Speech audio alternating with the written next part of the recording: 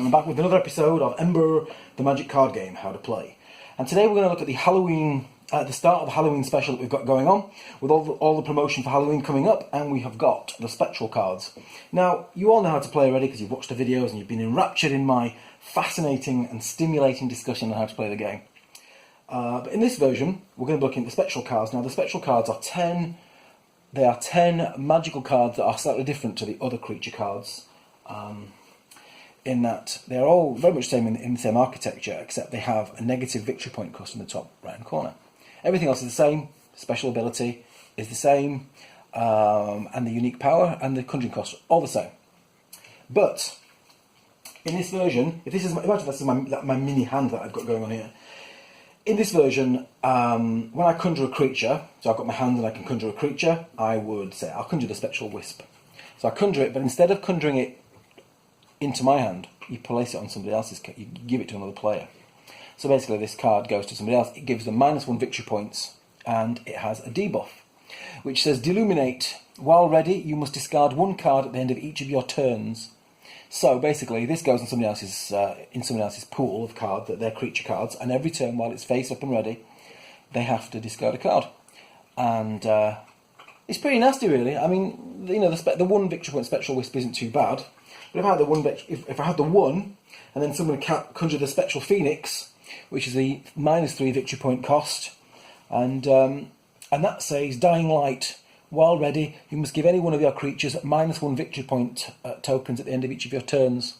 So that's pretty nasty too. So at the end of my turn, if I had both in play and they were both ready, I'd be discarding a card and giving a creature a negative victory point token every turn, which can get pretty nasty after a while.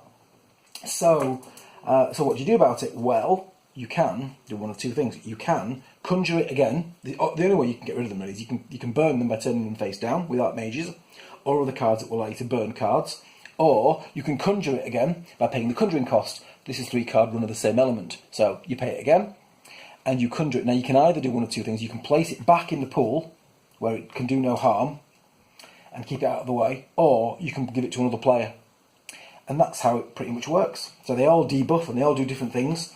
And as the game progresses and more of them come out and more of them are passing around the table, and it's a choice: do I keep it in play and suffer of the loss of a card or 1 victory point token, or do I conjure it again and pass it to somebody else? And there can be 3 or 4 of you at one time, and it can be really quite stressful and quite difficult to deal with. But it's what makes the game more exciting. The fact that there are so many different variables. And Spectral Moon. While Spectral Moon is ready, your exhausted creatures are worth -1 victory point, and your burned creatures are worth half their victory points. So having that on you in the last round of the game would be a nightmare. It would be an absolute disaster. You would want to get rid of that as quickly as possible. So that's it. So it was simple today. I'll just go through Sinistra. Sinistra is the Spectral Dragon, and she is really gorgeous. I don't know if you can see all that from there, but she is absolutely beautiful. And she's the Gloom Dragon, and her powers are at the end of each. So if you've got the tail, the easiest to conjure. Colourblind, at the end of your turn, make 1 player discard a card.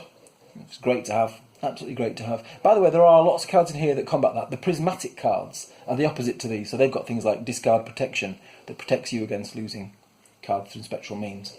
And so Sinestra's tail, discard a card at the end of each turn. Sinestra's body. Discard at the start of your turn, regress a target player's lesser creature by 1 step. So every turn you get to set 1 creature back 1 step, which is pretty nice. I mean, it's not, none of these things are incredibly powerful, but they're in the state of a game, it's incredibly useful. And then Sinestra's head power. In your turn, give 1 target player 1 -1 VP token. So combining that with the Spectral Moon, someone's losing 2 VPs every turn. And the elemental god power, I'll put it down so I can read what it says. All enemy players are affected by all ready parts of Sinistra each turn. So, how good is that? So if you have all 3 parts of Sinistra in play, you get to make every player discard a card, you get to make all players regress 1 creature by 1 step, and you give out all players 1 negative victory point token every single turn. But that's only while all the parts are ready. So all the players will have to rally round and exhaust them, Or, I mean, obviously they are just normal creatures, so you can exhaust them pretty easily if you have the right cards. And that's it. So obviously, if you were the player and you had all 3 parts, you'd want to keep it as ready as possible.